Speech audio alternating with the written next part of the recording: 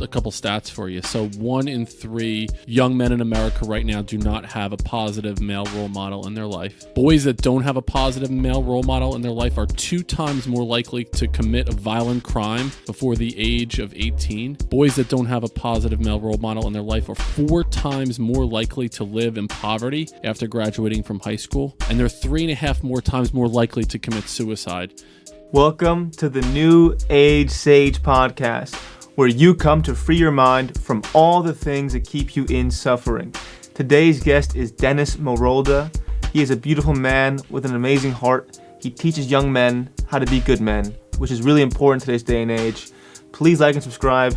Thank you so much. Dennis, welcome on the show, man. Thank you, brother. Appreciate it, Lucas. So why don't we begin by you telling us the work that you do and how you're helping young men and all the beauty that it is what you do. Sure, man. I appreciate you connecting and having me on your show and giving me an opportunity here. It's been quite a journey. I just did a post on Instagram and talking about the logo, the Building Men logo. And it's interesting because I just did a convention and part of our logo is the color pink. The word men is in pink. And so I did this convention and I was wearing pink pants, bright ass pink pants in this convention. And more people came up to me, not about what I was doing, but they're like, dude, what's up with the pink pants? What's going on here? Why? I'm a big dude. I'm 6'4", 220, and I'm wearing bright pink pants. So I'll start with the logo of Building Men. It's these 4 interlocking hands that represent community, solidarity, connection, teamwork, brotherhood.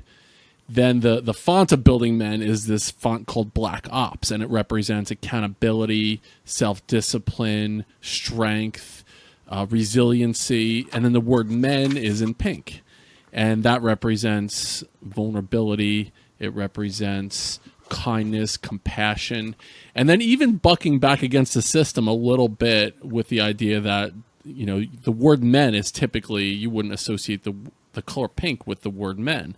And I did it intentionally. So the Building Men program started all the way back in 2005. I was an assistant principal in Central Jersey, and I recognized that the boys in the school were struggling. And I could get into where that, you know, the origin story of it or whatever, but it really, I recognized that the boys were really being underserved. They were really struggling in the school where I was working as an assistant principal. And I recognized that most of my day was spent, 90% of my day was spent with like 30 boys that were getting in trouble, that were getting into fights, bullying, tossed out of class, failing grades, you name it. And so what I wanted to do was help the young men in the school connect, be a part of the school community, and then help them understand what it meant to be a man. And when I talked to the boys initially, Lucas, about what is a man? Build me a man. What does it look like to you? Tell me a little bit about a man. They told me that the man needs to be like physically dominant, bigger, faster, stronger, 6-pack, got to be able to dunk, throw the football further than everybody else, captain on the team, that kind of thing. So it was more like the physicality of it, kick people's asses, that kind of thing. Then they told me they needed to bang the most girls, be with the most girls, or the hottest girls. Right, that was really important to them. Like, oh, you're the man. You got with this girl or that girl. So it was sexual conquest. And then finally it was, you need to have all the stuff, the car, the house, the sneakers. You got to go on trips. You got to, you know, have the watch, whatever. So it was about like this economic success. And so they defined masculinity around athletic dominance, sexual conquest, and then financial or, you know, or success in that world. And I talked to them about it, and I said, listen, if you're basing what it means to be a man on those things, they could all be taken away from you. You know, every single one of those things, they're very surface level things. They're very extrinsic in nature. Mm-hmm. So let's talk about what it means to be a man. Let's develop our masculinity, our sense of masculinity around intrinsic things, values that no one can ever take away from us. And I started with telling you about the logo because that speaks to everything that we're about. So it was really intentionally done. That's a little bit about what I do. I mean, I do individual group coaching. I do retreats. I do workshops in schools, helping boys understand what it means to be men, and then helping teachers teach boys, because it's very different than teaching girls right now. How many of those boys that were struggling had an absent father or had a father who wasn't showing them how to be? And what's the effect of absent fatherhood or non-responsible fatherhood on the child, especially a son? Well, I'll a couple stats for you. So 1 in 3 young men in America right now do not have a positive male role model in their life. Boys that don't have a positive male role model in their life are 2 times more likely to commit a violent crime before the age of 18. Boys that don't have a positive male role model in their life are 4 times more likely to live in poverty after graduating from high school. And they're 3.5 more times more likely to commit suicide than females are. So there's a lot of stats that are really, really concerning. The boys that were in my group, and when I started the group, every boy in the school joined, Lucas. In 2005, every single boy in the school joined. There was a girls group that was happening already called Girls Speak Out. So all the girls were part of this girls group. And so when I started, I recognized somebody needs to be talking to the boys. So when I started this group, all the boys joined. And so it was about 200 kids. I had 10 groups of about 20 boys each. And those groups were kids that were really struggling. I would say about half of the boys in the group either had an absent father or a father who wasn't a positive figure for them. And after 1 year of being in the program, the boys that stuck it out for the full year, the suspension rate in our school dropped 400% in 1 year. The number of disciplinary referrals that were sent to the office were cut in half in that first year. And the boys that were a part of the program, their letter grades in school, and I'm not everything is about the grades, and so I'm not in that realm, but it was a metric that I was using at the time. And the boys' letter grades raised a half a letter grade. So if they were a C student, they became a C plus student. If they were a B student, a B plus student. So there were some really cool numbers that were associated with the boys that were a part of the program. And it, more than anything, it helped them connect to a community. Kids need to be a part of something. They need to be a part of a tribe. So if I was able to do that and really be intentional about creating these lessons for the boys, they became a part of this, and they didn't want to let each other down. They didn't want to let me down as the assistant principal in the school. And then they got to a point where they set goals for themselves, and they didn't want to let themselves down either. What does a good father look like to you? Like, what does a father who's really doing his job well look to you? What are his qualities? What's he teaching his kids? Like, what's the best way to not fuck up your sons in a way? Right. Yeah, and I could go into a story about my own upbringing. One of the reasons why I started Building Men was because of the lack of relationship that I had with my own father. So I would say one is presence. You know, being present with your kids. There's so many guys that I see right now that even when they're with their kids, they're all on their phones. When I'm in a restaurant and I see like a family of 4 or 5 and they're all sitting on their phones, like I have this visceral reaction. I want to go and just take the phones and throw them against the wall. Like, you have an opportunity right now that you have your kids, and you don't have them forever. You know, you have your kids for a finite period of time. When you're in their presence and they're in your presence, like, be really intentional about that time with them. So that's one thing that dads can do is understand the value of their presence with their kids. Another big thing is that while you want to be in their presence, like, you need to think of yourself as the leader in that. You don't want to be your kid's friend. You know, it's cool that you have a great relationship with your kids and they look up to you. And I think eventually you get to that point when they're in their mid to late 20s that you can become friends with your kids. But in those formative years, they need to look to you because, one, they're going to make mistakes. I mean, it's obvious they're going to make mistakes. So they need to see you as that role model and that leader. And if you're acting as their friend and wanting to be like the cool dad in situations, they're going to miss out on a lot of life lessons because of that. And then the final thing I would say is everything that you do with your kids, do it intentionally. I'm all about rites of passage, Lucas, finding different opportunities to teach young men what it means to be a man, but it needs to be intentional. You know, so if you're sitting on the couch and you happen to be watching TV, pull out something that the character on the television show is doing that you want to talk to your child about. You know, as an example, if you're doing something more passive, if you're doing something more active, like, I think kids need rites of passage, physical rites of passage. I think they need to understand that they can go a little bit further than they thought they could possibly go. And then conversational rites of passage with your kids. Like, think about when did you learn like how to talk to a girl? When did you learn how to ask for a raise at a job? When did you learn to handle conflict? When did you learn how to break up with a girl? Like, how does that happen? So what I do with my kids is I'm really intentional about those things. What are some life lessons that my kids need to learn?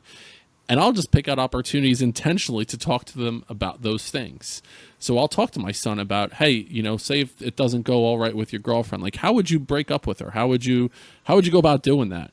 Because a lot of the kids will just ghost the girl, or they'll cheat on her or whatever. If something's not going well, like let's talk about what relationship dynamics look like to you as a young man as well.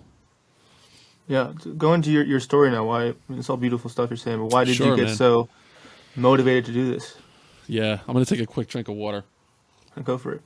So this will go back to, it's 1989. I was growing up we started to talk, I grew up in New Jersey. I'd grown up in central New Jersey. I was a really good athlete, baseball, basketball, football. Baseball was my main sport, went on to play in high school and in college. And my relationship with my father, a lot of it was based on my success athletically. So he wasn't emotionally available to me. So I saw my dad. He worked really hard, blue collar worker. He would come home, go to the gym. If I had a practice, he would coach my team. Other than that, I really didn't see or talk to him all that much. If I did really well athletically, I felt this love from my dad. I felt like, he was really proud of me, but that's only if I did well athletically. If I was unsuccessful, say I struck out a couple times up at bat, I missed a layup in a basketball game, it was really, really rough on me. It never got super physical, but it was really, really verbal and mental, the things that were going on with me. And I always craved his approval, his validation, his acceptance for a long period of time in my life. And I'll never forget, there was one time when I was in 6th grade, I made the middle school baseball team. I was so proud to go home and tell my dad about this. And I walked in the door, Dad, I made the baseball team. I was so proud. And what happened was, at that time, as a 6th grade student, it was a big middle school, central New Jersey. There were 2 or 3 8th grade boys that I was buddies with, that I would hang out in the neighborhood. We would play basketball, football, baseball. They got cut from the team. These were kids that I would hang out with. 2 years older than me. I'm 12. They're like 14. And after they got cut from the team, they started to take it out on me. So at first they would avoid me. They stopped hanging around with me, and then they started to make fun of me. And they started to, do little things that kids do. Flick my ears, throw things at me in the hallway, pick on me for the way that I looked, the way that I dressed. And then it became much more significant. They'd push me in the hallway, trip me, punch me in the hallway. And then I rode the same bus as them to school, Lucas. So the bus would stop and I would run home as fast as I could because I was afraid of these kids. And there were 3 or 4 times that they caught me, that they kicked my legs out, that they threw sticks at me, rocks at me, and a couple times they jumped me and, as I'm laying on the ground, punch me, kick me. So I would walk in the door with like scrapes and blood and black eyes, and I would make up stories to my dad about how I must have, I fell down or I was playing in gym class or something, because I was afraid to tell him that I was getting jumped in school or on the way home from school. And my father was this like tough guy, man's man. The thing that I told you about what the boys believed a man to be, that's what I was being told by my own father. A lot of it was you needed to be bigger, faster, stronger, get the girls, make the money. That's how I was raised. So now I'm a kid who is scared to death of this bullying that's going on a regular basis. And I know my father would not approve of me getting my ass kicked, pretty much. So there's one day we're driving home from baseball practice and passed by these kids' houses. They were out in the street playing basketball. Their names are Frankie, Louie, and Vinny. These, big Italian kids in Central Jersey in the late 80s. And as we're driving by, they yell out real loud. Is it okay for me to drop an F-bomb right now? Say whatever you want, man. All right. So as we're driving by, spoiler alert, as we're driving by, the 3 of them yell out in unison, "Fuck you," as loud as they could. So now my father looks over at me, and he thinks that I'm still friendly with these boys. He looks over at me, and he goes, "What the hell's going on here? I thought you were friends with these kids." And I'm like, "Dad, forget it. He pulls into the driveway, and he goes, "Wait inside, I'll be right back." So I go upstairs, and I sit in my room, and now I'm scared. I'm scared of these kids to begin with, and now my father's going to talk to them. I have no idea what he's going to say to these boys.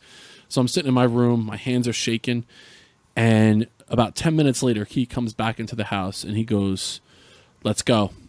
I arranged for you to fight Frankie one-on-one." And my jaw drops. And he says it again, a little bit louder. He goes, "Let's go. I arranged for you to fight Frankie one-on-one. Louie and Vinny are not going to jump in." And I can't move. You know, when we experience fear in our life, there's a fight, flight, freeze response. I was frozen. I couldn't move.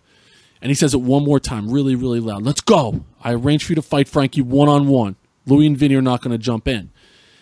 And I can't move. And now I start to cry, like tears streaming down my face. And he looks at me and goes, "They were right. You are a pussy." And he walked out of my room. He doesn't talk to me for like the next month of my life. Won't even talk to me, Lucas. And I was, you know, as a kid, like, this is my hero. I was like devastated. So after he walks out, my mom walks in 2 minutes later. And now I'm thinking, like, thank God, Mom, you know, give me a hug. Like, I'm so scared. I'm a 12-year-old boy. I'm in 6th grade. Dad just, you know, basically told me I was a pussy and shamed me. And now I'm like, I'm no good in my eyes. And my mom looks at me and she goes, "You just lost your best friend, your father." And she walked out of my room. So I'm a 12-year-old kid, like, just devastated here. And at that time, the narrative I was telling myself about myself was that I'm scared, I'm no good, I'm a coward, I'm going to let people down, I'm a bad son, like all these different things. And that narrative played in my head for such a long, long period of time. And it was one of the reasons why eventually I wanted to get into education, was because I never wanted any other kid to experience what I experienced there. So you asked me before about like how many kids had no father figure in their life.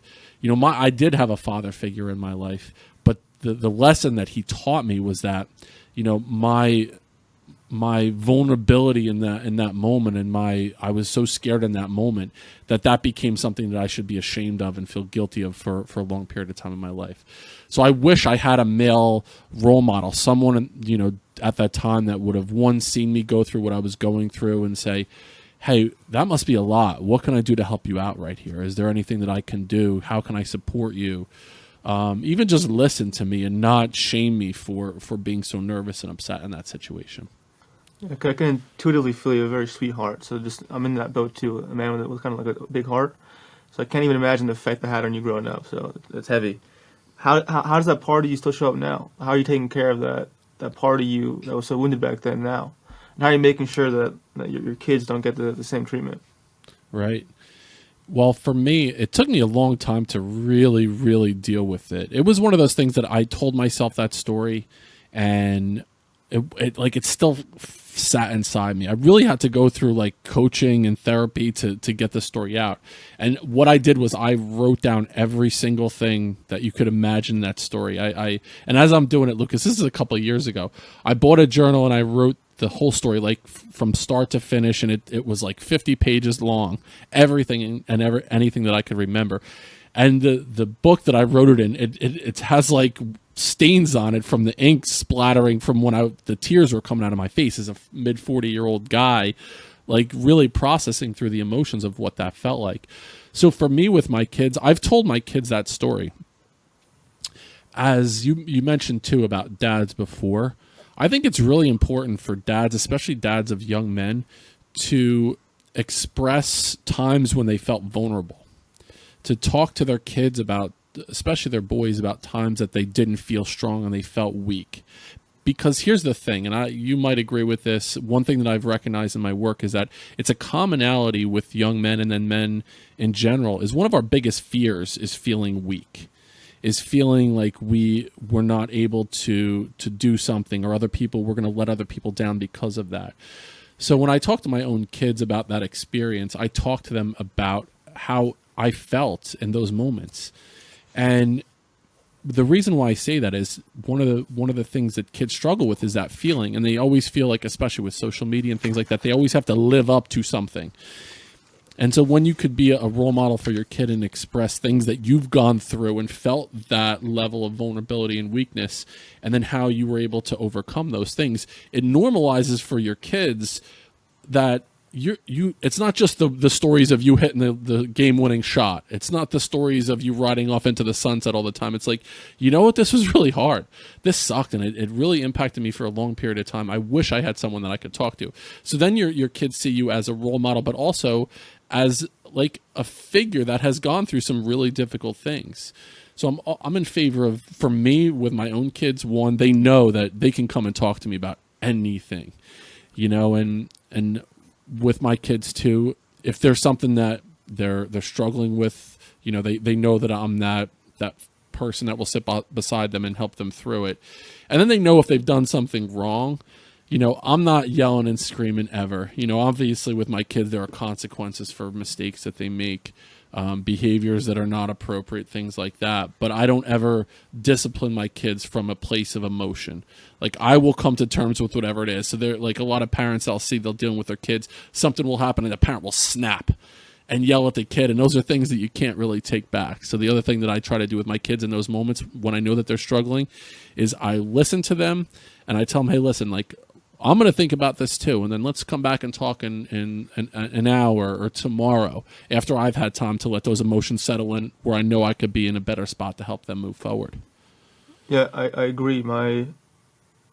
Same with you. My father wasn't physically abusive, but it was just the way his mannerisms. He was like Superman in a way, not in a good way. He would not ever be vulnerable. He would never show his weaknesses. And it wasn't trying to fuck me up, but it fucked me up because what happened to me is that as I grew up, and I inevitably, became a man who had to deal with various responsibilities that were painful, and the burden became too much. I got seriously depressed and suicidal because I was in so much shame about that part of me, about the part of me that was sad, that couldn't bear fucking up. I couldn't stand being vulnerable because my father didn't, so I thought I wasn't a man if I did those things. But then thankfully, I got incredibly suicidal, where I had to realize, like, I literally can't live this way. I cannot do this.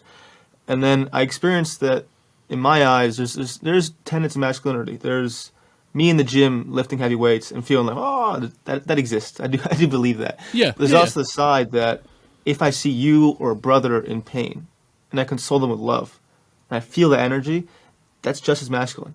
It's just as masculine as the weightlifting, as, loving a beautiful woman. There's different tenets that don't all get the same amount of respect. I totally agree with it. Thank you for sharing that story with me as well. I'm glad you didn't. I mean, I'm glad you got whatever help that you got and the things that you've gone through to help you get to where you are right now. I'm grateful for that.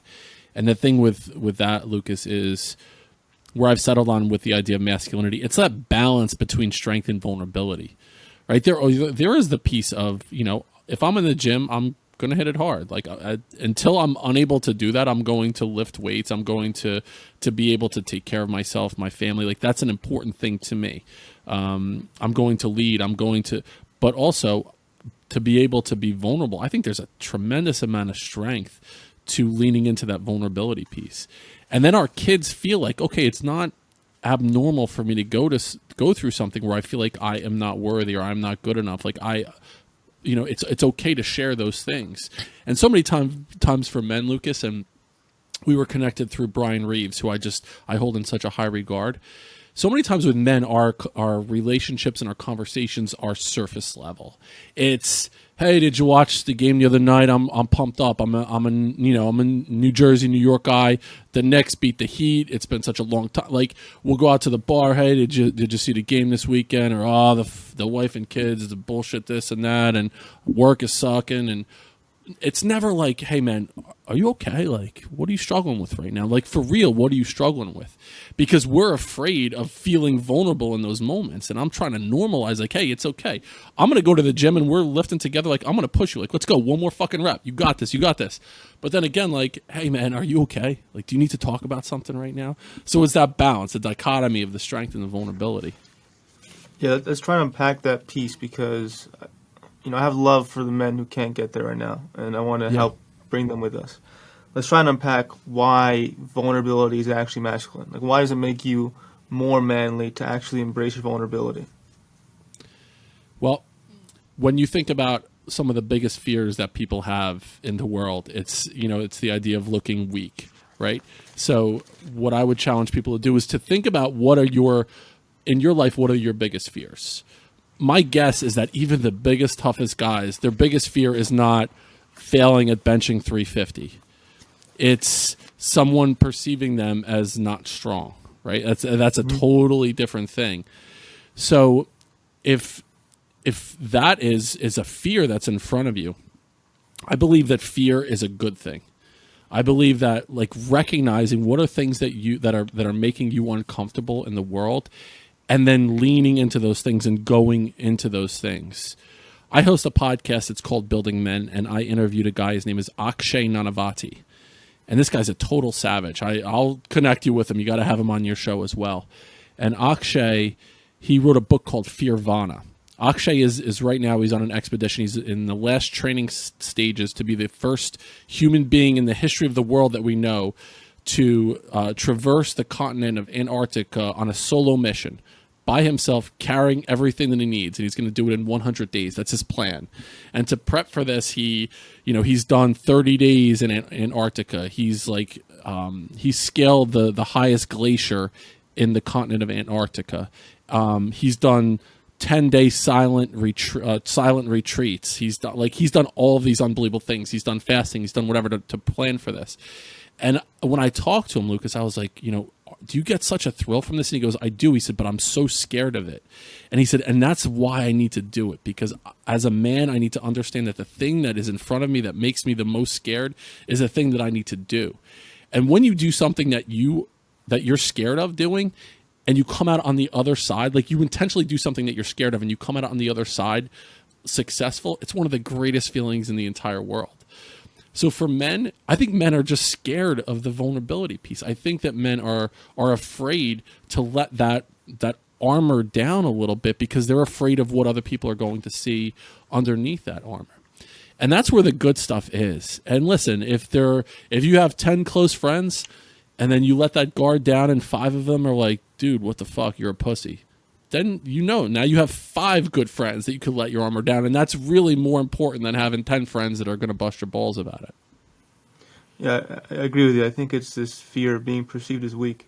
And it's unmanly, right? Because if you're needing other men's or people's validation in order to satiate your own internal world, to feel safe, then you're not, I don't want to say real man, but you're not the healthiest man you can be, because you're not, you started this conversation with, you're outsourcing your own sense of self-worth. If you can't be seen in your truth, in say how you feel, and saying your past, you cannot accept yourself fully, and you can't develop worth from your own internal system, and that's the issue. Therefore, if we use that logic, it's brave to own and honor the sides of you that you don't want people to see, because you're then owning yourself as a man. You can be present with yourself, and the effect that has on your kids. And I want to speak also now to generational trauma. I think the main issue we're facing with fathers who can't take care of their kids properly, I mean, it's their fault. It's not their fault. It's not their fault in the sense that they just do what their dad did unconsciously. They have no fucking idea. They just repeat what they were shown. So how is that part of your recipe in helping people kind of to recognize, hey, your dad probably did this shit? And how was your journey? Yeah. I know mine, but what was your journey like in undoing the damage that your father did to you to not do it to your kids? It was one, to be really clear on everything that happened from my perspective, and then having conversations with both of my parents about it, understanding that they both went through their own situations and both of them had abusive past with family members. So I know that, again, it took me a lot of time to get to this point. I know that they were doing the best that they could with what they had, with what they knew. I don't think they were intentionally trying to do anything to fuck me up. But yeah. So for them, it was, I know for my father especially, it was, I don't want to raise a son who is weak. I don't want to raise a son who can't take care of himself. I don't want to raise a son who's going to back down to a bully in a situation. The way that he handled that, which is all honorable, like I get that, but the way that he handled it, leaves a lot to be desired, right? So it wasn't with love. It wasn't with love. It was with guilt and with shame. But for him, that's what he was thinking. And he had an older brother who beat his ass all the time. Like, he grew up with his fists up all the time. Like, his parents weren't super involved in his life. So that's how he was, he learned how to deal with difficult situations. And my mom was raised in a situation where she was scared shitless of her father. But what she saw was her mother back up her father in every single situation. So as a wife, her duty in her mind was to back up her husband at the expense of her kids. So for her, that's how she was raised, right? And I think what happens is the shit that happened to me was not my fault, obviously. It wasn't my fault that this happened. But then I needed to get to a point where it's my responsibility to deal with that. It's 100% my responsibility. One thing that I talk about with Building Men, Lucas, is it's such a privilege. It's such an honor to take on radical responsibility for everything that happens in your life. So now that shit that happened to me, it's my responsibility to deal with it myself, so I don't pass on little traits from that situation or those situations to my own kids. And every time I hear my father in my voice, I catch myself. And I'm like, all right, where did this come from? Let me really dive into why I said something that I said or reacted the way that I did. And the final step is I look at that situation I went through as a privilege. Like, now I have an opportunity to take that situation, to think about it, to deeply feel into it, to learn from it, to not pass on those things to my own kids, but now go a step further. I can use that pain as my purpose. I could use that struggle as something that I could help other people that are going through something similar. So when I look back on that story, I'm so happy that I went through that. If I were to go back in a time machine and tell 12-year-old Dennis that one day you're going to thank God that you're going through this shit right now, I would say you're absolutely crazy. There's no way that I'm going to look back on this situation with any level of reverence, but I do now. I'm really thankful that I went through that as a kid, because I'm using that to help other kids that might be going through something similar. Have you forgiven him for what happened? My father? Mm-hmm. Yeah, it's taken me longer than I would like to admit to get to that point. I had a heart-to-heart conversation with him, and it was very recently as well. And that's when I started to unpack why it happened, like why he was the way he was. And he never shared a lot, Lucas, about his upbringing, about my grandparents. They died, especially my grandfather died when I was very young, about the abuse that he was suffering. He never talked about that. He shared the wins. He shared the championships. He shared the girls that he dated and the cars that he drove. It was that masculinity piece where it was very surface level. Those are the things that he talked to me about. So I didn't know any of that other stuff that went on below the surface. So I was really happy to hear that. And I shared that this is what I went through. This was my perspective. Obviously, he was saying, I was trying to raise you to not be a pussy, trying to be tough. And I said, well, what I needed, Dad, was for you to say, like, hey, that sucks, Dad. I'm really sorry you're going through that right now. What can I do to help you out? Do you want to learn how to box? Do you want to go to the gym with me? Do you want to, like that would have been helpful for me.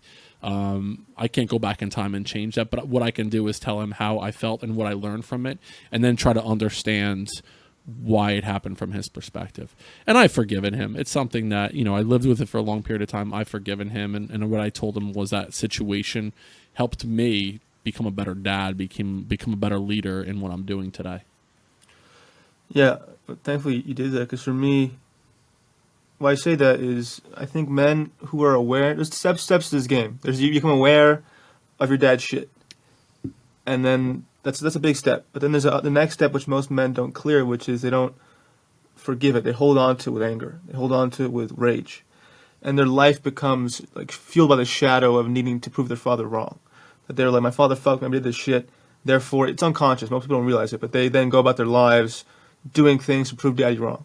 And it's just like really fucked up, like heavy, strong energy that they then go to their days with, and they make careers out of it, right? Most men I know who go into finance from my friends or college, it's because their dads couldn't love them if they did the same thing as them, and that they want more money than them to make them to like fuck them over in some weird way. So why I say that is that if we don't forgive our fathers and the wounds they caused us, our whole life will be made out to prove them wrong and to get back at them, even unconsciously, and that has a really negative effect. And you can't truly find your soul's purpose. You would never have found this in Building Men, the company you do so beautifully now, if you still had hate for your father. You end up doing something like trying to get back into, sport or like, I don't know, you know what I'm saying? Like it's a step that we have to take. Agreed. And it's interesting that you said that. I changed my major. I started when I went to college. I was doing business and marketing, and I changed it to education, coincidentally enough, because my younger brother Anthony, who is time to time he's a co-host on the Building Men podcast, he is 14 years younger than me. So I was 19 years old and he was 5, and I started coaching his t-ball team. And I really loved coaching. I loved working with kids and helping them. And so I would coach some baseball teams, some basketball teams. And what happened with my younger brother was I became his father figure. How my father was hands-on with me with sports and very hands-off with everything else. With my younger brother, my father was hands-off with everything. So my brother was growing up without a male in his life, pretty much. My dad was there physically, but that was all for my brother. And so I wound up like having this pseudo role as like a brother, a father figure, and then later we became best friends as he became a man. And it was interesting to me because when I was doing my college work in education, my father told me before I graduated from college, he said, "You realize if you're a teacher and you want to have a family, you're going to live below the poverty line." That was his pep talk to me before I graduated from college. Like, it wasn't like, "Hey, I'm so proud of you. You're going to go inspire kids and blah, blah, blah." It was like, "You're going to live below the poverty line." And so I was like, "Go fuck yourself." So as soon as I started teaching, I went back and got my master's degree in educational leadership to become a principal. To go say, you know what? Well, now I'm going to make $100 and something thousand a year. And then I started the process of becoming a superintendent because it was like a lot of it was like I needed to climb this ladder to show him he was wrong. Like I'm gonna have a better lifestyle than you did because of my mind, not because of I'm a blue collar worker. Like in my mind, that's where I was going with it. So initially, when I went into education, a lot of it was what you just mentioned, Lucas. It was like, fuck you, I'm gonna do this. I'm going to use my brain to make more of myself than you were able to do, like a competitive thing with my father. Yeah, for me, it still hasn't gone away. I've channeled it into a healthier outlet, but no matter what, I think I'm under the impression I'm pretty spiritual. But I'm trying to label in more rational terms, but I think that sometimes our wounds and our pain are really there. They're kind of guided. I'm trying to make it spiritual, but they exist for a reason. Like all of us, all our purposes come from our pain. To me, that's not some random chance. To me, in my world. So for me, no matter what I do, I think some wounds I've cleared. There's like parts of me like a jealous relationships, like shit like that. I've cleared. They don't really exist anymore. But I've tried hard to get rid of the side of me that just wants to be the best and to dominate and to be driven. No matter what I do, it won't go away. I know it comes from my father, but at this point, I've just accepted. Okay, this wound to dominate and to get better and to be the best will never fucking go away from me. It just won't. I've tried everything. All I can do is channel it into love, channel it into service, and channel it into building something to help people, or else I'll just go crazy. So has that side of you just been transferred to what you do now, or have you actually done a job well enough to release the side of you that needs to prove something or to dominate? I'm going to give you a break to digest all this amazing information, and in this break, please like, comment, and subscribe. Thank you.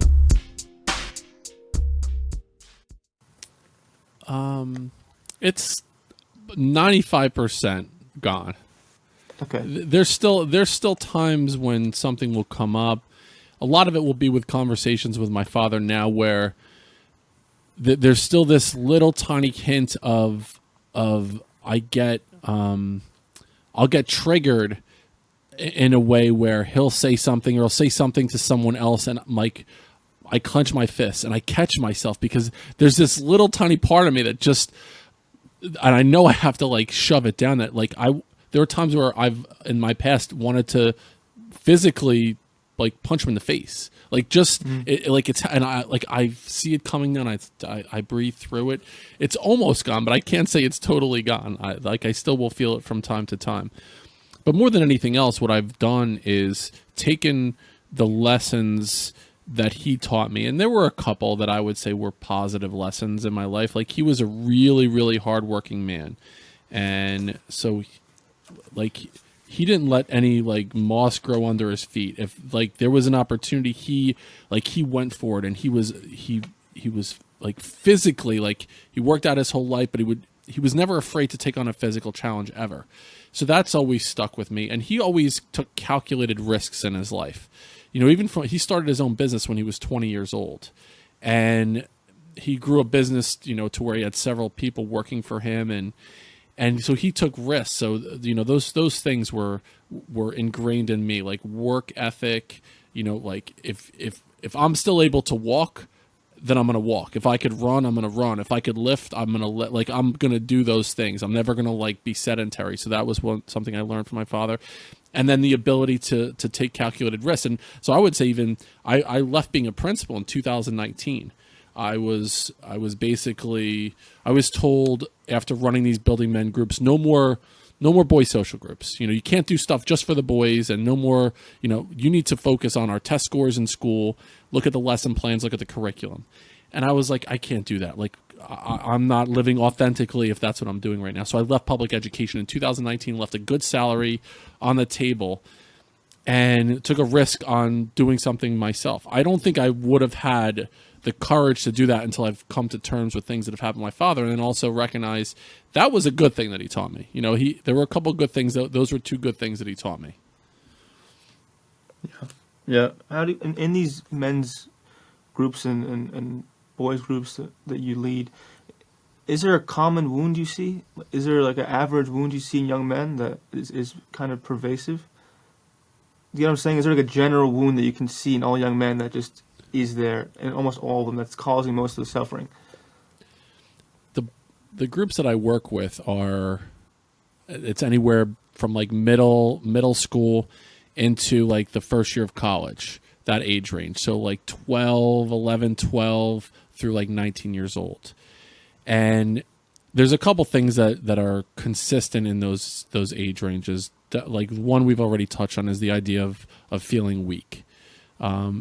Young men, more so now than ever, I think they're in this idea of like comparing themselves to others. Think about us when we were younger, right? And I'm older than you, but I think about myself when I'm younger. And if you you're in the grocery store and you see like a muscle magazine, or you get Sports Illustrated and you see the like physically the way someone looks, and then I close the Sports Illustrated and I put it down, or I turn on a television show and I see like WWF wrestling with like Hulk Hogan and the Ultimate Warrior or something, and I look at the way someone physically looks, then that's it. And then I go out and I play with my friends and I'm doing what I'm going to do. Kids now are like, they're constantly bombarded with this unattainable like physical look. And when I started building men, Lucas, it was a lot of the stuff that the girls were doing was about body image and what the girls were seeing in magazines and things before social media was actually a thing. But boys are going through the same thing now. Like on their Instagram feeds, it's like they're looking at dudes that are jacked with six packs and, lifting this amount of weight and, dunking basketballs and doing things that like, oh, I'm not able to do that, so I'm not good enough. So I see a lot of the boys are suffering from this comparison, what they think a kid that's 16 years old should look like, should be like, should act like. And a lot of that is not, it's like outside of their reach at the current moment. So they do suffer from that as well. A lot of boys that I've seen, especially when they're in that, 16, 17-year-old age range is, and one of the things when I talked to the boys recently about it, I'm like, what's the thing that you're struggling with the most? And the kids that were like in their junior year of high school were like, they feel so much pressure from adults to what they're going to do with their entire life. So there's like 17-year-olds like, I don't know what I want to do. And every single conversation they're having with their parents, friends, or grown-ups or whatever, it's like, where are you going to school next year? And what are you going to study? What's your major going to be? And they feel at 16, 17 years old, they have to make a decision to create this life track for themselves when they really don't know what they want to do. They haven't had the life experiences yet. Shit, I'm 46 years old, and I'm not quite sure what I'm going to be doing in 5 years. I have a little bit of an idea, but I mean, if you would have told me when I was 22 graduating college that I wouldn't be, I would leave education intentionally to create a business around helping young men, I'd say you're fucking crazy. So a lot of these boys, they're like, they feel trapped into that they have to live a certain path based on pressures that they're feeling from their parents or from society right now. Those would be the three common things that I'm seeing with a lot of young men right now. It's also tricky because they're in a confused spot, because not only do they have now the parental influence of what they think they should be doing, but they have the social media influence, right? They're looking at videos of millionaires and boats and girls, and they probably think their mind's not going to what can I do to make the most money or gain the most influence, rather than coming from their soul and feeling, which takes time, man. I didn't know what the fuck I was doing till I was 21, and even that's crazy young for most people. But I I studied politics. I wanted to to be a politician to some degree, which is like the worst thing I could ever imagine now. But you need that time to cultivate it, because I just needed what I felt my ego. I was working off what my ego needed to feel validated, and that's what I conceded to be. And once it came more from the soul, I started to see what I needed to do. But how are you recommending those kids to deal with that wound? Both of those. Like, what are you teaching them on how to deal with the comparison, and also how to deal with the pressures of needing to be something at such a young age? The first thing is with the comparison is understanding that exists in us. But what I do is I say, compare yourself not to what anyone else in the world is doing, ever. Compare yourself today to who you were yesterday.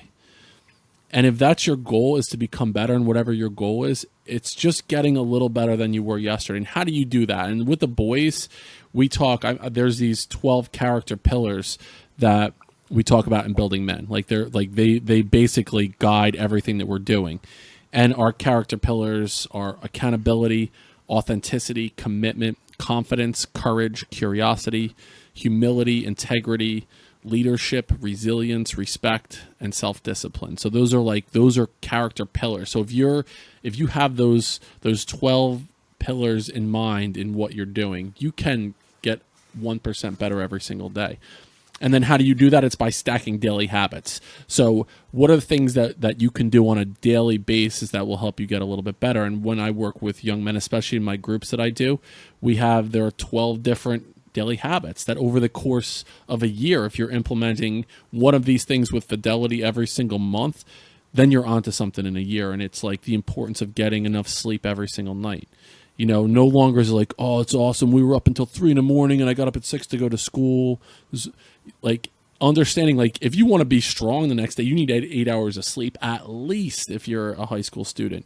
The importance of hydration, of drinking at least half your body weight plus 20 ounces in water every single day, like getting enough water, throwing away the Monsters and the Bangs and the Red Bulls and all that shit, like drinking enough water, movement, journaling, reading, intentional discomfort, cutting down on the amount of screen time, practicing gratitude. Like, these are things that you can do on a regular basis. And if you're interested in getting a little bit better than you were yesterday, start implementing these things today, right? So that's the first thing. The second thing is with not knowing what they want to do in the future. It's that's okay. First of all, that's perfectly fine. If you're not sure at 16 years old, 17 years old, where you want to go to school, what you want to major in, if you want to go to school. I even tell my son, and my son is going to go, he'll be a freshman next year in college, and he wants to go to school. He's going to major in engineering, and that's really important to him. But I told him, don't feel that you have to go to college next year. Don't feel like just because you're done with high school that's just a natural progression of your life that you have to go into college. It's okay if you don't want to go. What I would recommend is think about something that you're really passionate in doing, and then go learn from someone who's really good at doing that. So I'm all about kids having experiences, visiting different places, talking to individuals that they find fascinating, learning about what makes them tick themselves. And it's not something that it's an overnight thing. It'll happen over years, and you'll start to learn with your own kids. What's their propensity for? Are they more artistic in nature? And if they are, go visit a couple art galleries, find an artist and have them go interview an artist or intern somewhere. If they're more in, like you said, in politics, and volunteer in a local organization and see how the hierarchy of a government situation works. So giving kids experiences, and when they have those experiences, they'll learn, I really, really like this, or no, this was not for me. Okay, now you know what's not for you. And I talk a lot about the path of not here in life. We're constantly chasing oh, this is where I should be, this is where I should be. And when you get to that spot where you think you should be and it's a dead end, that's a good thing. People are like, oh, this sucked. I put all this time and effort in. No, it's good because you're able to now close the door in that area and know that you're not supposed to be here, and you're closer to where you need to be. So I look at that as, I call it the path of not here to get to the path of here, of where you should be in life. Yeah, touching upon the first thing you said, I also noticed, I'm too hard on men because I do think there's two battles we're facing. I think there's one that's what we've been mostly talking about, which is how to soften a bit, how to love, how to be able to be weak. But there's the other side, which is becoming even more popular. I also think that as men are becoming, I don't want to say we're toxic, but almost painfully unmasculine in the sense that it's like override. They don't want to be soft and love. But now you have the other side where men are, I hate to say it, but a bunch of them becoming huge bitches. Like they're just not able to do anything. They're just like a over extreme hedonism now of men, scrolling social media, playing video games. That's just as wounding. It causes just as much pain as going to the other extreme. I think men are either in a state of like overdoing, like over needing to do things for validation, and then the opposite of that is they can't do anything because they're too, and they don't want to bear the fact that they have to have responsibility. So how are you seeing that come up nowadays in young men, of just this hedonistic laziness? It's such a great topic to get into too, Lucas. And again, cycling back to the beginning, like the logo of building men, like that's the reason why I'm doing what I'm doing is going from my dad's generation, right? We see the guys that are, the tough guys that don't show any emotion, that it's like they need to look a certain way, and they're like, womanizing and, walking in the door like, where's my fucking dinner, bitch? Where's my beer? Like, shut the fuck, like this, like, scare tactics way of being like, I'm the toughest guy in the room because just look at me. Like that's no good. The pendulum has swung so far in the other direction, Lucas, where like men have become like they're tucking their balls between their legs, and they're like hyper feminized, where they're walking around following their woman, like holding their purse with like a fucking little dog in the purse, brushing their hair, saying, "Oh my God, you look so pretty. What can I do for you? What can I do?" That's horrible too. Like women don't want emasculated men who are like that don't have any backbone or don't have a sack between their legs. So it's finding this sweet spot, right? Like I come in and I like command a presence in a room when I walk in. I walk in, my head held high, my shoulders are back. Like I don't like shrink down in situations like that. Building men, one of the first things that we talked about was like shaking hands with other men. Like I'm going to look you in the eye and I'm going to give you a firm handshake, like I'm meeting my girlfriend's father or my like a boss for the first time. Like that's how I'm going to present myself with a level of strength, and that I can handle situations. I'm not going to be knocked down by emotions and other crazy things that are happening. Like there's going to be times where my girl is, she's upset with something, and I'm not going to let that like blow me over. I'm going to stand strong and tall. But in the same respect, I'm not going to be so hard that I'm going to shove down all my emotions to where it's going to come out in buffering those emotions, which would be like playing video games or drinking or smoking or watching porn or, doing those types of things where you're not leaning into who you are as a man. So it's finding that sweet spot. Neither one of those things are good in my opinion. And that's why like what I do, and even the logo, like I mentioned in the beginning, like it's strong. It's steady. It's, the community, the connection, but also the vulnerability piece and like a compassion piece as well. And I think if you have all those pieces playing together, I think that's what makes a good man today. That's such a good thing you say that.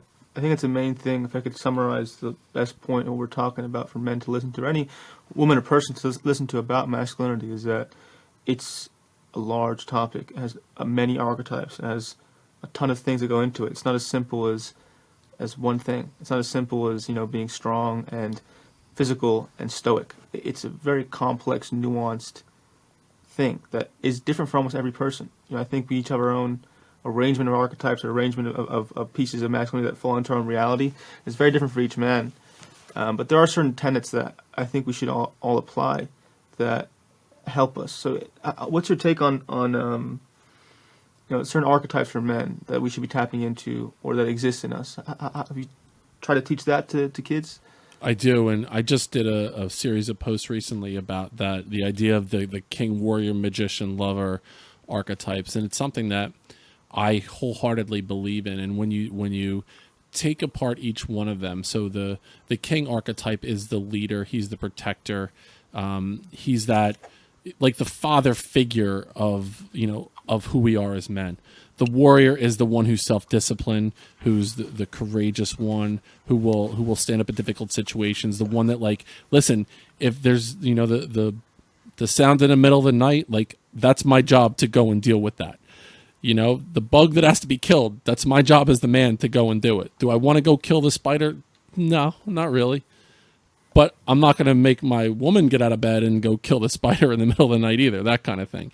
The magician is the one who is, you know, fascinated with learning and teaching and you know, like taking your knowledge and passing it on to the next generation. And then finally, that lover archetype is experiences and feeling and vulnerability. So if you're able to weave all of those things into your daily experiences and understand that if you're lacking in one of those areas, well, not necessarily it's like the most terrible thing in the world, but what is it? Like, is there something that you didn't get in your life? Was there an unresolved trauma that you had in your life that you need to lean into that archetype a little bit more in the future? Yeah. And going off that, just to help listeners understand, so an archetype, my understanding, is a Jungian psychology term that we all have a collective unconscious mind. That within all of us we share the same unconscious field of knowledge or existence, and men have a specific one. And then all of us are the certain characters or parts of us that exist throughout all of us. And if we ignore them, they'll basically come and haunt us, try to live through us in different ways. So all the ones you said are different parts of ourselves as men that live in our unconscious minds that have to see reality. Think on that point, those are kind of positive archetypes. What people don't talk about in my eyes, in my experience, is they're negative archetypes. There are sides of me that want to, you know, dominate, that want to, you know, be sexually ravish and just like fuck a bunch of women and beat up men, and you know, there's like a negative, not negative, but there's a side of men, archetypes of men that are vicious, that are savage, and they exist. In my experience now, just like we have to honor the positive ones, we have to figure out a way to try and cultivate a relationship with those negative sides of us that so they don't leak out into others. So how do you notice that, or how do you do that for yourself? Like that, how do you deal with the part of yourself that's a killer, that wants to fuck everything and wants to punch everything? Like that exists in all men. I firmly believe that. And until men learn to own that and live with it and love it and not leak it out into negative outlets. So what's your take on that? And how are you telling men about those sides of themselves, how to deal with them? Like what's that look like? All right, so I love this topic too, Lucas. And within each archetype that I mentioned, there is like a shadow figure for each one of those archetypes. So, like for the king archetype, it's the shadow figure is the tyrant who is like it's like the Hitler character, like that's the tyrant. And then there's the weakling, you know, someone who has the ability to be in power, but is scared of that ability. For the warrior archetype, there's and this kind of goes into what you were just speaking about, there's the sadist and the masochist within the warrior archetype as the shadow figures. So Jordan Peterson, who I love the man. I have such a man crush on Jordan Peterson. He's one of like, he's a guy. People hate on him. I don't get it. Yeah. What's that? People are hating on him. I don't get it. I'm like, so. No, man. He's just, well, the thing is he's saying things that people are thinking that no one wants to talk about. So what he says is a virtuous man is not a weak man. A virtuous man is not a passive man. A virtuous man is a fucking animal, a beast, but has that under control. Mm-hmm. So what I want to be able to do is, like you just mentioned, like you have that inside of you that you want to, you know, if there's somebody in a bar that's looking at you kind of slanted eyes, like I want to fucking go knock that motherfucker's head off. Like if somebody's like interrupting my family, or like I have that in me, but I have it tempered and it's under control to where I'm not like a hothead. So it's kind of like simmering under the surface. And here's the thing too, I'll use this as an example to share my thoughts about boys in general. I like to talk to parents because they're like, what's going on with the boys? Like they're crazy. I don't know what to. Boys are like the Incredible Hulk. So if you think about a boy like the Incredible Hulk, it's kind of like this. They want, like, Hulk is like a superhero, a good guy, right? Like you want Hulk on your side if Thanos is coming, right? You want him there. Like he wants to do the right thing, but underneath is like this animal that like is trying to get out. So we're constantly as men knowing that we want to do the right thing, but we're trying to keep that beast at bay because it can go off. It can absolutely go off in a wrong direction. And all of a sudden you're ruining cities, right? Like, so for men to understand, and for young men especially understand that that's okay to have that aggression in there, to have that wanting to compete and to control and to conquer, like it's there, but keeping it like at a spot where you can call on it when necessary. That's what I think it really comes down to. And then Lucas, the final two things, like as far as the shadow figures are concerned, because I'm just so fascinated with these ideas, and for people to really understand. And so the magician, the shadow figures are of the magician are the manipulator and the victim. And we all have seen so many people in our life play the victim role, that it's like they're blaming other people. Well, I didn't do this because the teacher did this, or because my boss is an asshole, because my wife doesn't give, like, I won't, she doesn't let me have sex with, like, those men are like the victim. And the manipulator is, the wise person who's like playing chess with other people. So think like Heisenberg, Walter White in Breaking Bad. Like, he was a magician manipulator in that sense. And then finally, the lover archetype, the shadow figures of the lover archetype are the addicted lover, like the people that it's, like you just mentioned, like it's all about banging the girls and this and that. And then the other one is the impotent lover, or is that guy who's like just playing video games and watching porn, and he doesn't even attempt any relationship with women because they've been so scorned by the opposite sex that they're just going to, like, you hear the guys are like, right now I forget what it's called, like MGTOW, like men going their own way, or we don't need women in our life at all. Those are more of the impotent lover archetypes, as far as that's concerned. So that I'm sorry, I went on a big diatribe about that, but it's something recently that I've just been really fascinated with, and then helping young men understand that these are all things that exist in us, and we're all going through similar things. So let's lean into them together and help each other understand what these things mean. Yeah, so I study mostly Jungian psychology, so I love all this stuff. And he has an interesting take on it, that, to the degree you can't live out certain things like that, like you can't live out this warrior in you sometimes, if you're working 9 to 5 and your family to take care of. He actually believes that through cultivating your own myths, your own fantasies, through writing stories with that character of yourself, you actually live it. And that's what he believed, that, if you can't be that savage to like write a story or imagine it in a way where you are, and to just like get that part of you to have a voice and to experience, not to be in shame. So that was interesting. It's worked for me. Yeah. I know there's like that certain parts of me I just can't live in the physical world. I'll write stories, short stories. I'm a writer, so I'll write stories or in a book. I'll start creating lives for these parts of me that I can't really give voice to in reality. But going back to your initial point on having men recognize their monstrosities or capacity for danger and then controlling it, that's a real man. The problem I see nowadays is the frustration I have with the side of the world that hates Jordan Peterson, that is like feminizing men. I get it. I understand why they're doing it. But my problem with it is that what they don't realize is that when you encourage men to shame the sides of themselves that no matter what will exist, the parts that want to fuck, that want to be violent, if you shame those sides of men, they go into the shadow. If they go into the shadow, they'll leak out unconsciously, meaning they'll actually be more likely to rape, to be violent. So you need men to get ahead of these things. They don't do that shit. And when you basically tell men, hey, you have to be feminine, you cannot ever be aggressive or violent, you cannot do these things, you'll actually lead men to repress those sides of themselves and do them unconsciously.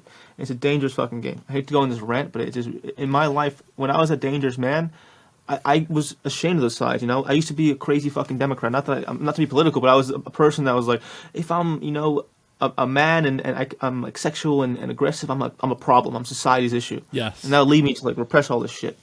I don't know how you feel. And about that's that, the thing too. My experience.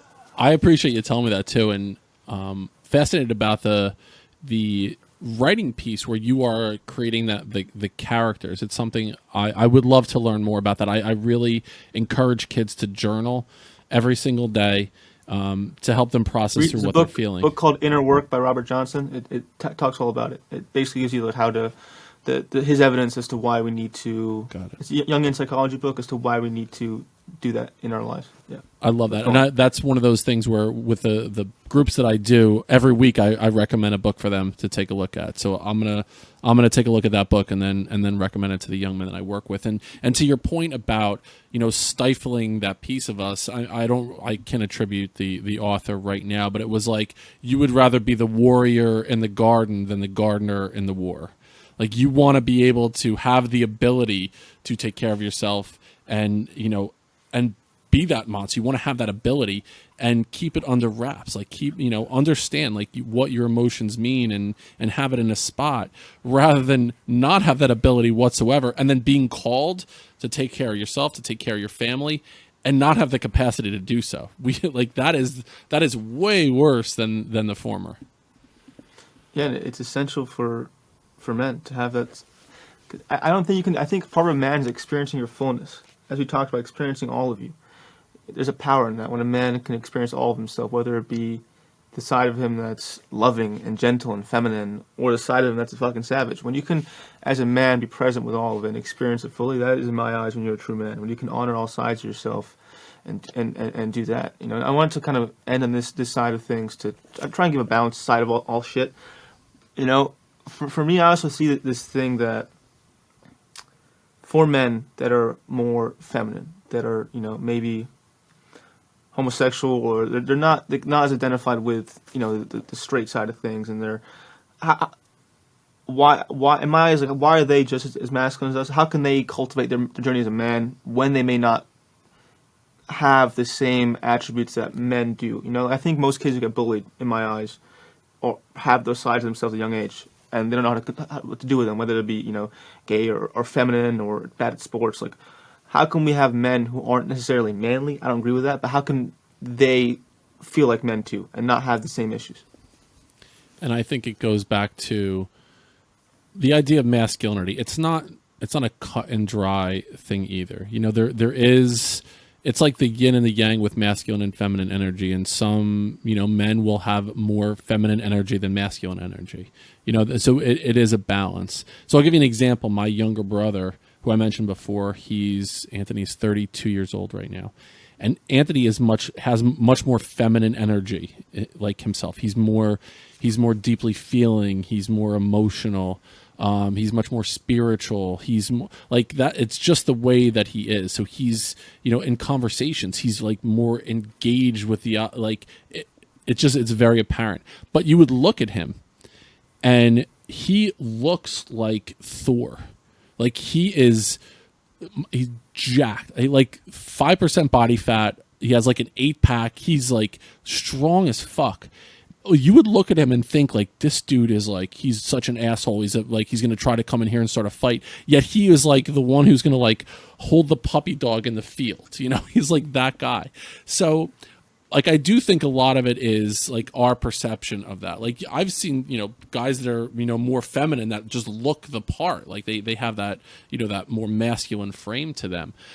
I would say, as far as like, if you're a young man and you're struggling with that more aggressive side, it's not that there's anything wrong with it. Like there are going to be men that are less aggressive, less assertive. Like it's not a bad thing, but it's also, it's understanding, like, are you not leaning into that because of something? Are you not leaning into that because of fear? Are you not leaning into that because of trauma? Like for me, I didn't want to be like my dad. So there was a time in my life that I like didn't honor that side of myself, that aggressive side of myself. So I pushed it down, and it came out in like negative behaviors for me. It came out in drinking way too much. It came out in me watching porn way too much, because I was stuffing that shit down for myself. So is there a reason why you're not honoring that side of yourself? And if it's just like, this is just who I am, this is part of my DNA makeup, my DNA coding, like this is just who I am, then it's okay. Are there other role models that you can have in your life? And I'm all about young men, going back to the beginning, kids that don't have role models, like what the stats are, finding a role model in your life that you can emulate how you want to be. Like you see people doing things. It's like you're like, lessons are caught, not taught. Like so for kids to find men that are living the way that they want to live, and then if you're a man and you have the opportunity to mentor a young man, think about what you can do to help them reach the fullness of their masculinity as well. Well, you said this so powerful and beautiful, because I completely agree. To me, to summarize it, and actually I didn't think about it this way, I think masculinity to me is someone who can honor their fullness with love, and we all have a very different fullness. You know, as you said, there are men who, you know, came here into Earth to, you know, maybe a dancer or an artist or a photographer or something more feminine, or, you know, a lover or something. And that's their experience as a man. And to just be present with that without shame and honor that, to me, is masculinity in some way. Is to just really be present with and feel safe with whoever you are, and not leak the shame of not being that outward. I think that the shadow of masculinity is someone who can't accept all of them, and they hold that repressed side of them as much shame that they need to go to pleasure or addiction to deal with that repression. So they go to alcohol. For me, I was a drug addict, so I couldn't deal with the fact that, for me, I couldn't deal with the fact that I was, you know, many parts of me, that I then went to drugs I couldn't accept that I was emotional, I was sensitive, I was very spiritual, I have a very kind heart, and I was trying to be this tough guy because I'm muscly, I'm somewhat attractive, tattoos. I couldn't deal with that side of me, so I went to drugs to escape from it. And the more I accepted that side of me of, okay, I'm actually a sweet, sensitive person who also has this appearance, the more I accepted that with presence, with love, with fullness, the drugs I didn't need them. I felt good. And I think that's what I see. I think most men, no matter who you are, no matter what you do, accept it with love, accept who you are with love. If you love dressing up in weird ways, honor that. Just be with it, be present with it, because if you shame it, that's when the masculine wounding comes. Agreed with that. And appreciate the, thinking about those voids that you had in your life. And for you, it was drugs. Like, that filled a void. And what I'll tell young men right now too is, if there is that thing in your life that's creeping in, whatever it might be, if it's drinking, if it's drugs, if it's pornography, if it's video games, whatever it is, if it's creeping in, and kids will recognize, like, when there's shit that you're doing that doesn't, it's not what you were meant to do in this world. And we rationalize it like, oh, it's a Friday, it's all right if I have 5 or 6 beers tonight. And then Saturday comes, well, it's fucking Saturday night, and then all of a sudden the game's on Sunday, and then Monday night football's on, so I'm gonna have another couple beers tonight. Before you know it, it's like that just becomes who you are. But ultimately, when there's that missing piece, and you're filling it with something to fill the void there. And most times it's like buffering the emotion that you're afraid to feel. So what is it? It takes a lot of courage, like we talked about before, Lucas, the vulnerability, the courage to be able to lean into those things that are not serving you. But it takes work to do that. So for you, I'm sure there was some shit from your past, like drugs were filling the void for you. For me, the pornography and the drinking, they were filling holes in my life that I didn't know how to deal with at the time. And having separated myself from that and really dealing with it, it's totally different. I mean, I'm a totally different man than I was several years ago. But that's the work that we have to do, right? For sure. Yeah, it's why the wound, not why the addiction. Is find out, and I think that in my experience, I'm sure there was a part of you that you couldn't accept, that you couldn't deal with, that you couldn't feel. Whether a historical part of you or a current part of you, was a part of you that you just didn't want to experience in its fullness. So you went back to, I'm assuming, right, that's correct, that you couldn't. So what was that part of you that you just couldn't sit with or feel, or you didn't want to deal with? For me, it went all the way back to I'm not good enough. I'm going to let people down. I'm weak. I'm scared. I'm not courageous. Like, I can't handle myself. And when I became a father, that still existed in me. So now I felt like a total fake out, because if my son was born, he's 18 years old now. My son was born in 2005. And it was actually the year that I started Building Men, coincidentally enough. When I became a father, I was like, wait, I'm still this fucking kid who is scared, and who thinks he's going to disappoint people, and he's ashamed of himself. And now I'm going to try to raise a son. Like, so for me, there was this juxtaposition of how I felt a man should be, a father should be, what I thought my dad should be, and who I was. And it didn't jive. They weren't the same thing. So that's where a lot of the work happened for me. So as I was doing the whole Building Men program, a lot of it was me learning myself. Like, what are the things that I needed to hear?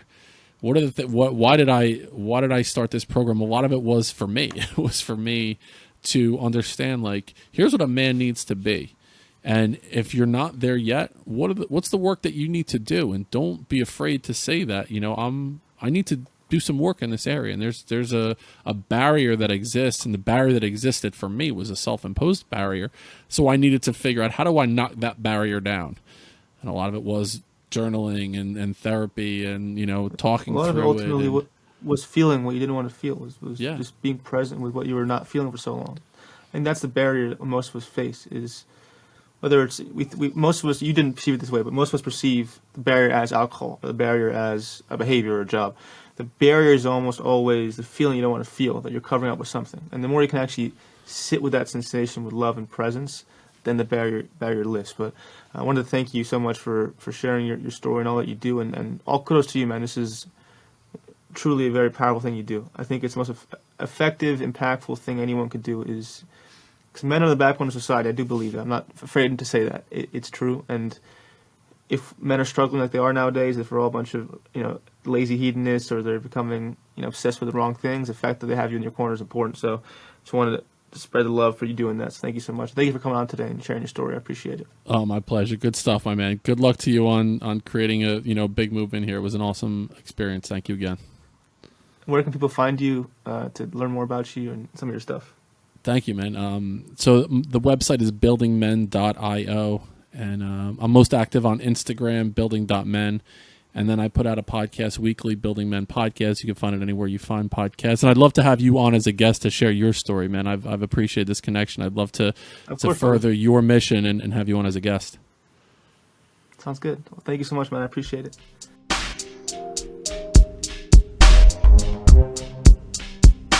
Hey, I hope you enjoyed that video. If you want to watch more content, click this video right here. And please don't forget to subscribe right here. Thank you.